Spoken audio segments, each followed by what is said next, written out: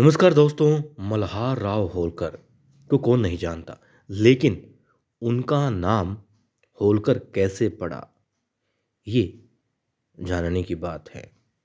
यूँ तो हर एक गोत्र के पीछे कोई ना कोई कहानी होती है, कोई ना कोई वजह होती है, कोई संदर्भ अवश्य जुड़ा होता है। लेकिन मल्हार राव होलकर जो कि बहुत प्रख्यात योद्धा रहे हैं, शासक रहे हैं, तो उनके बारे में बात जानना आवश्यक हो जाता है। आपको बताएं, बहुत पहले मल्हार राव होलकर के पूर्वज दक्षिण के वाफ नामक गांव में रहा करते थे। उसके बाद में पूना से लगभग 20 कोस की दूरी पर एक होल गांव में आकर के रहने लगे और वो गडरी का काम करने लगे। और इस जो जाति है या फिर यूँ कहें जो कार्य है ये गडेरिए वाला, इसे धनगर भी कहा जाता है, धनगर।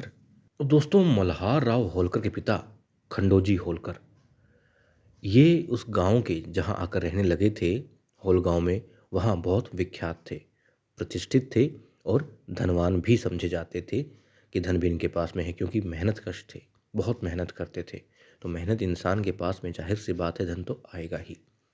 अब यहाँ से उनका जो है दोस्तों, नाम कैसे पड़ा होलकर, इसकी कहानी शुरू होती है।